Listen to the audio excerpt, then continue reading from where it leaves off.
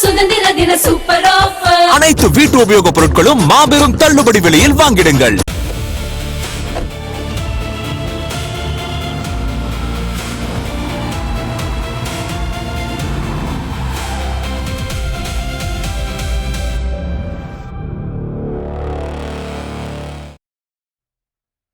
டாஸ்மாகில் 11 வகையான மதுபானங்களின் விற்பனையை உடனடியாக நிறுத்தியிருக்கிறது டாஸ்மாக் நிர்வாகம்.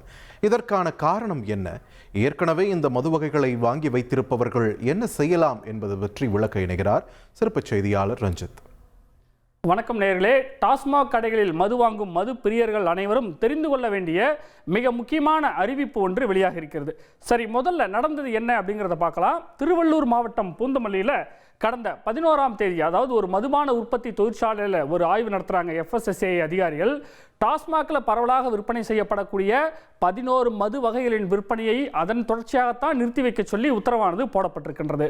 11ஆம் தேதி இந்த ஆய்வு நடந்த உடனேயே குறிப்பிட்ட, அதாவது அந்த தொழிற்சாலையில் தயாரிக்கப்படுகின்ற குறிப்பிட்ட சில மது வகைகளில் செயற்கை நிறமூட்டிகள், சுவையூட்டிகள் சேர்க்கப்பட்டிருப்பது தெரிய வந்தது. அதன் தொடர்ச்சியாக இந்த நடவடிக்கையானது எடுக்கப்பட்டிருக்கின்றது.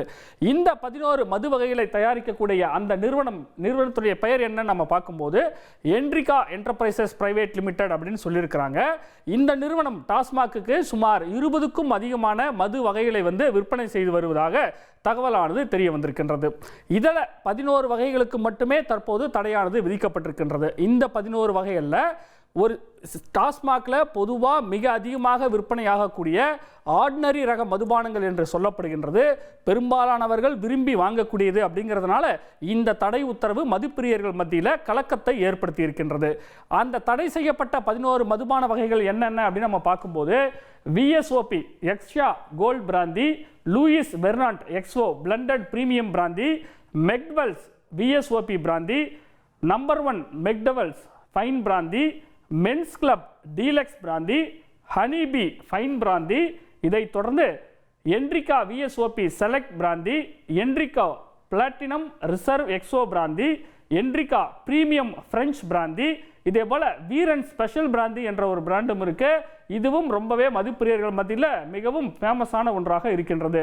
இதே போல Enrica old indie classic dark ரம், அதாவது இப்போ மேற்கண்ட பட்டியலில் பார்த்தீங்கன்னா பெரும்பாலானவை பிராந்தி தான். அதில் ஒன்னே ஒன்று மட்டுமே என்னன்னா ரம் ரகமாக இருப்பது குறிப்பிடத்தக்கது. இதில் இந்த 11 வகைகளில் பெரும்பாலானவை பிராந்தி வகையை சார்ந்தது. ஒன்று மட்டும் அந்த ரம் அப்படிங்கிறது டார்க் ரம் என்று சொல்லப்படுகின்றது. சரி, இந்த மதுபானங்களில் என்ன பிரச்சனை கண்டுபிடிக்கப்பட்டது அப்படின்னு தெரியுமா? FSSAI பயன்படுத்திய 2 முக்கியமான வார்த்தைகளை நாம் புரிந்து கொள்ள வேண்டும். அதில் அவங்க என்ன சொல்லியிருக்கிறாங்க அப்படின்னா ஆர்டிஃபிஷியல் ஃப்ளேவரிங் அப்படிங்கிற ஒரு வார்த்தையை யூஸ் பண்ணியிருக்கிறாங்க. இரண்டாவது நேச்சர் ஐடென்டிக்கல் ஃப்ளேவரிங் அப்படின்ற ஒரு வார்த்தையை யூஸ் பண்ணியிருக்கிறாங்க. சரி, முதல்ல ஆர்டிஃபிஷியல் ஃப்ளேவரிங் என்றால் என்ன அப்படின்னு நம்ம பார்க்கும்போது மதுபானத்துடைய சுவை மற்றும் மணத்தை உருவாக்குவதற்கு அல்லது கூட்டுவதற்கு வெளியிலிருந்து சேர்க்கப்படக்கூடிய செயற்கை நிறமூட்டி. நேச்சர் ஐடென்டிக்கல் ஃப்ளேவர் அப்படிங்கிறது இயற்கையில் இருக்கக்கூடிய ஒரு ஃப்ளேவரை வேதியியல் முறையில் உருவாக்குவது. அதாவது ரம்முக்கு எப்படி ரம் ஃப்ளேவர் கிடைக்கிறதுக்கும் விஸ்கிக்கு அதுக்குன்னு விஸ்கி ஃப்ளேவர் கிடைக்கிறதுக்கும் இயற்கையில் அந்த மதுபானத்திற்கு வர வேண்டிய சுவை மற்றும் மணத்தை வெளியிலிருந்து சேர்த்திருப்பது இந்த FSSAI நடத்திய இந்த ஆய்வில் கண்டுபிடிக்கப்பட்டு விட்டது. ஏன்னா FSSAIயோட விதிகளின்படி ஒரு குறிப்பிட்ட வகை மதுபானம் அதற்குரிய சுவை மற்றும் மணத்தை கொண்டிருக்க வேண்டும். ஆனால் ஆய்வக சோதனையில் வெளியிலிருந்து சேர்க்கப்பட்ட செயற்கை அல்லது நேச்சர் ஐடென்டிக்கல் ஃப்ளேவரிங் சப்ஸ்டான்சஸ் இருப்பது கண்டறியப்பட்டதனால்தான் தற்போது இந்த நடவடிக்கையானது எடுக்கப்பட்டிருக்கின்றது. ஒரு மதுபானத்தின் சுவையும் மனமும் வெறுமனே ஃப்ளேவர் மட்டுமே சார்ந்தது கிடையாதுங்க. அதே நேரத்தில் இப்போ ரம் தயாரிப்பில் பயன்படுத்தக்கூடிய மொலாசஸாக இருந்தாலும் விஸ்கி தயாரிப்பில் பயன்படுத்தக்கூடிய மால்ட்டாக இருந்தாலும் இந்த அடிப்படை மூலப்பொருட்கள் எல்லாமே ஃபெர்மெண்டேஷன், டிஸ்டிலேஷன், மெச்சூரேஷன் அப்படிங்கிற பல்வேறு வகையான அந்த செயல்முறைகளுக்கு உள்ளாக்கப்பட்ட பிறகுதான் அதற்கென, அதாவது ஒவ்வொரு மதுபானத்திற்கென தனிப்பட்ட ஒரு சுவையும் மனமும் உருவாகின்றது. இதன் தொடர்ச்சியாகத்தான் சம்பந்தப்பட்ட மதுபானங்களின் விற்பனையை உடனடியாக நிறுத்த FSSAI ஆனது உத்தரவிட்டது. இதையடுத்து மதுவிலக்கு ஆயத்தீர்வை துறையுடைய ஆணையர் FSSAIயின் இந்த உத்தரவை டாஸ்மாக் நிர்வாகத்திற்கு அனுப்பி வைத்தார். டாஸ்மாக் தற்போது என்ன நடவடிக்கை எடுத்திருக்கிறாங்க? அந்த 11 வகையான அந்த மதுபானங்கள் இருக்கு இல்லையா, இந்த மதுபானங்களை குடவுனில் இருந்தாலும் அதை மேற்கொண்டு கடைகளுக்கு வந்து விநியோகம் செய்யக்கூடாது. ரீட்டைல் ஷாப்லையும் அது விற்கப்படக்கூடாது. FL2 FL3 உரிமம் பெற்றவர்களுக்கும் விற்கக்கூடாது. அதாவது மதுபான விடுதியுடன் கூடிய நட்சத்திர ஹோட்டல்கள் உணவகங்கள் இருக்கும் இல்லையா, அங்கேயும் இந்த வகை மதுபானங்களை சர்வ் செய்வதற்கும் தடையானது விதிக்கப்பட்டிருக்கின்றது. TASMAC retail shops, FL2 licence பெற்ற அந்த கடைகள், இப்படி டிஸ்ட்ரிபியூட்டர்ஸ், ஹோல்சேலர், ரீட்டைலர் இவங்க யாருமே இதை விற்பனை செய்யக்கூடாதுன்னு சொல்லியிருக்கிறாங்க. சரி, இப்போ மதுப்பிரியர்களுக்கு எழக்கூடிய மிக முக்கியமான ஒரு கேள்வி என்னன்னா, இந்த மதுபானங்களை இனிவே வாங்கக்கூடாது என்பது சரி, ஏன்னா கடையிலேயே கிடைக்காது. ஆனால் ஏற்கனவே வாங்கி வைத்தவர்கள் என்ன செய்ய வேண்டும்? தற்போது நம்முடைய எழுந்திருக்கிறார் மதுபான தொழிற்சாலையில் சுமார் ஒரு 40 ஆண்டுகளாக பணியாற்றிய பிளெண்டிங் மாஸ்டர் முருகையன், புதுச்சேரியிலிருந்து.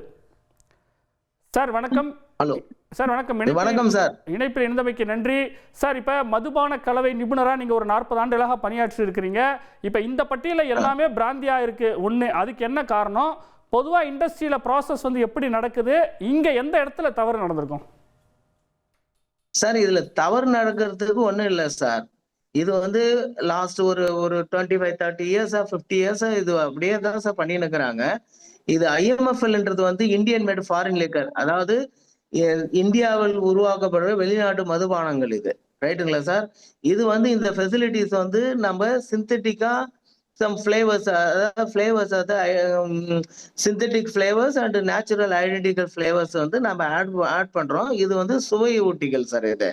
இதனால வந்து ஹசார்டஸோ எதுவுமே கிடையாது சார். இது சார் நீங்க பேசலாம், தொடர்ச்சியா பேசலாம் சார். சார் இப்போ இந்த ப்ராசஸ் வந்து இதுல வந்து ஒரு ஹசார்டஸ், இது வந்து ஹெல்த்துக்கு அன்வான்ட் இதெல்லாம் கிடையாது சார், எதுவுமே கிடையாது. இது வந்து லாஸ்ட் ஒரு 50 இயர்ஸா இப்படிதான் சார் பண்ணின்னு இருக்கிறாங்க.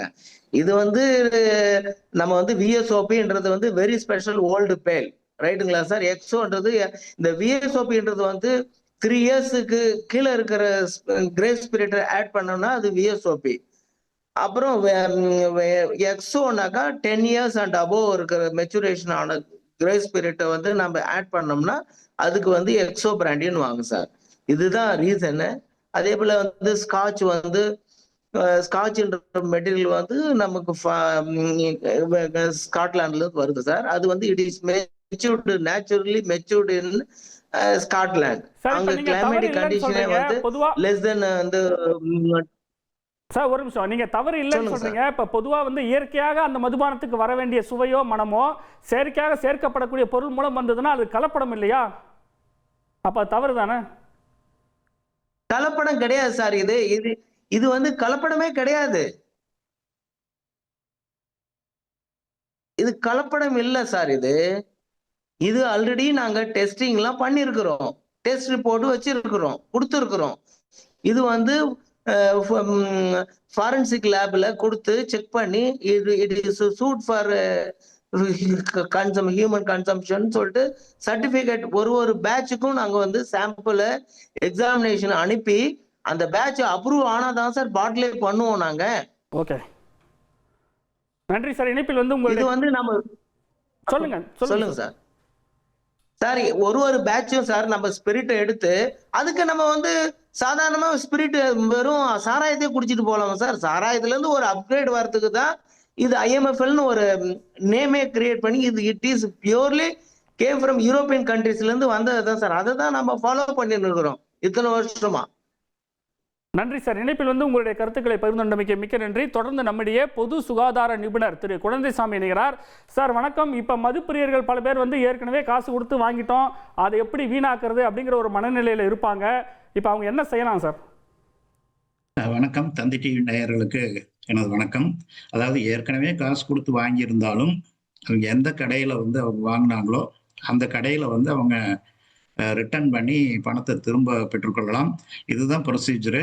அதே போல் அந்த கம்பெனியிலிருந்து டாஸ்மாக்குக்கோ அல்லது மற்ற மதுபான உரிமம் பெற்ற இடங்களுக்கோ விநியோகம் செய்திருக்கக்கூடிய அந்த மதுபானங்களுக்கு உண்டான தொகையை அந்த மதுபான வகையை தயாரித்த நிறுவனம் திரும்ப வழங்க வேண்டும். இந்த தரமற்றது என்று சான்று பெறப்பட்ட இந்த 11 வகையான மது எங்கெங்கே வந்து ஸ்டாக் இருக்குதோ அவையெல்லாம் மாவட்ட அளவில் எப்படி வந்து காவல்துறை அதிகாரிகள் இந்த கஞ்சா இந்த மாதிரி பொருள்களை வந்து பிடித்து அவர்கள் முறைப்படி சட்டப்படி வந்து அளிக்கிறார்களோ அதே போல இந்த தரமற்ற இந்த மதுபான வகைகளும் அளிக்கப்பட வேண்டும். இதற்குண்டான தொகையை அந்த நிறுவனம் சம்பந்தப்பட்டவர்களுக்கு கொடுக்க வேண்டும்.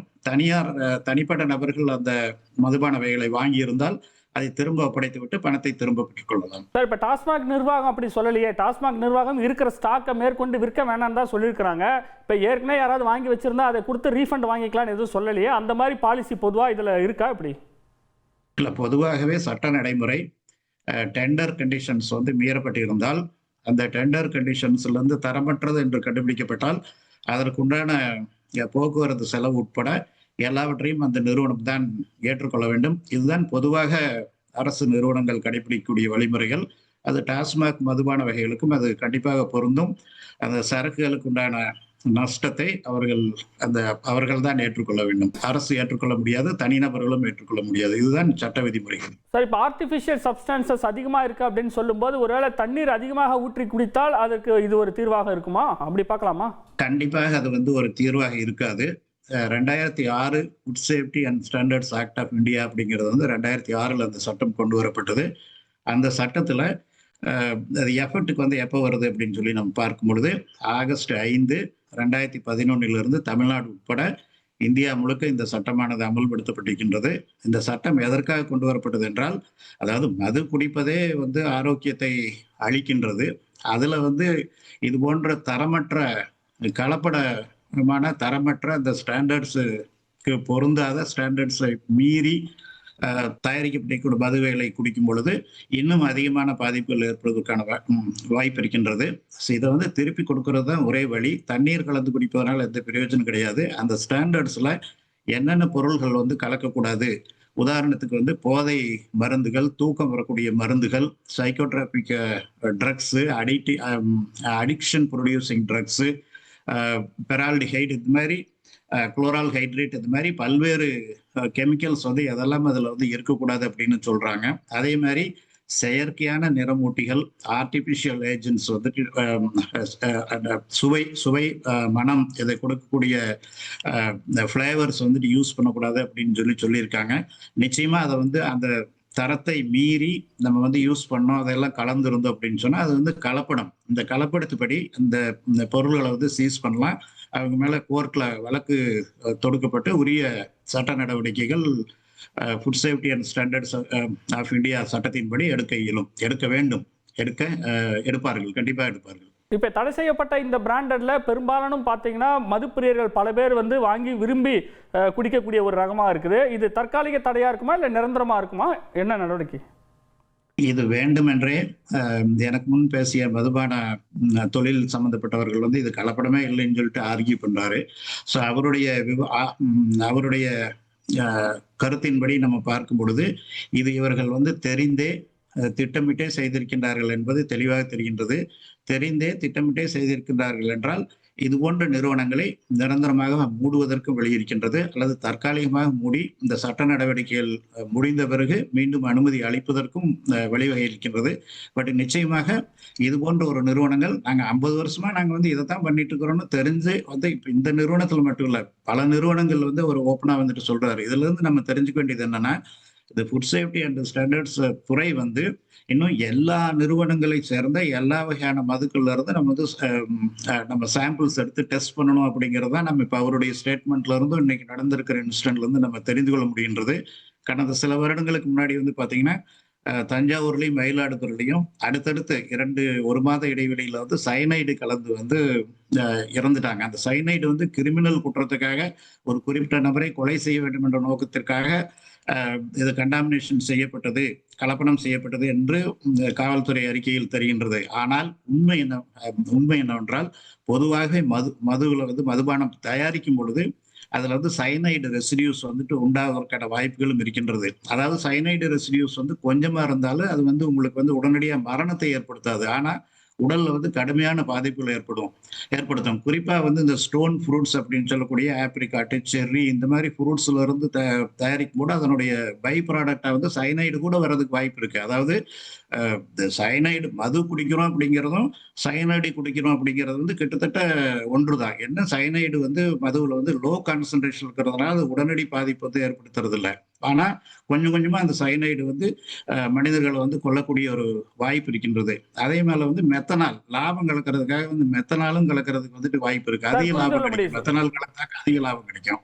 சார் அப்ப இத்தனை நாளா இது எல்லாமே பாப்புலர் பிராண்டு இதெல்லாம் நல்லா இருக்கும் அப்படின்னு சொல்லி இத்தனை ஆண்டுகளாக குடித்த மதுப்பிரியர்கள் வந்து இழப்பீடு பெறுவதற்கு ஏதாவது வழி இருக்கா?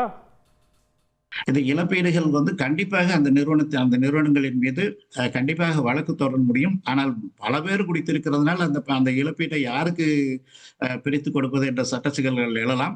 ஆனால் பொதுவாக அரசாங்கமே இந்த வழக்கை தொடர்வதற்கு வாய்ப்பு இருக்கின்றது. இதிலிருந்து நம்ம தெரிந்து கொள்ள வேண்டிய இன்னொரு முக்கியமான ஒரு தகவல், இப்ப இந்த கடந்த 3 மாதங்கள்ல வந்து இவ்வளவு பணிகளை செய்து கொண்டிருக்கக்கூடிய அந்த food safety and standards department வந்து இது சுகாதாரத்துறையின் கீழ் வருகின்றது.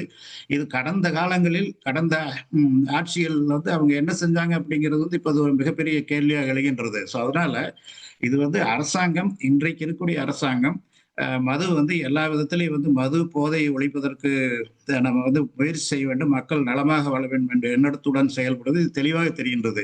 எனவே இந்த சந்தர்ப்பத்தை பயன்படுத்தி கொண்டு ஃபுட் சேஃப்டி டிபார்ட்மெண்ட், உணவு பாதுகாப்புத்துறை இன்னும் தீவிரமாக எல்லா மதுபான தயாரிக்கும் இடங்களிலும், டாஸ்மாக் போன்ற அவுட்லெட்லையும், அதே மாதிரி சட்டத்திற்கு உட்பட்டு செயல்படக்கூடிய பார்ஸ், சட்டத்திற்கு அப்பாற்பட்டு செயல்படக்கூடிய பார்ஸ் எல்லா இடத்திலும் அதிரடியாக சோதனைகள் நடத்தி ஆய்வுகள் செய்து அந்த ஆய்வு முடிவுகளின்படி கடும் நடவடிக்கைகளை எடுக்க வேண்டும். அப்பொழுதுதான் மது குடிப்பதே வந்து ஒரு ஒரு ஒரு கடும் பாதிப்பை ஏற்படுத்தக்கூடிய ஒரு பழக்கம். அதுல வந்து ஒரு தரமற்ற மருந்துகள் வந்து இன்னும் கடுமையான பாதிப்பை ஏற்படுத்தும். அதனால அரசு வந்து உடனடியாக இந்த ஒரு திருவள்ளூர் மாவட்டத்தில் நடந்த ஒரு துப்பு ஒரு ஒரு நிகழ்வை அடிப்படையாக கொண்டு எல்லா மாவட்டங்களிலும் எல்லா இடங்களிலும் சோதனைகளை நடத்த வேண்டும் என்பதுதான் மக்களுடைய எதிர்பார்ப்பு. நன்றி சார். இணைப்பில் வந்து உங்களுடைய கருத்துக்களை பகிர்ந்தமைக்கு மிக்க நன்றி. சத்யாவில் சுதந்திர தின சூப்பர் ஆஃபர். அனைத்து வீட்டு உபயோகப் பொருட்களும் மாபெரும் தள்ளுபடி விலையில் வாங்கிடுங்கள்.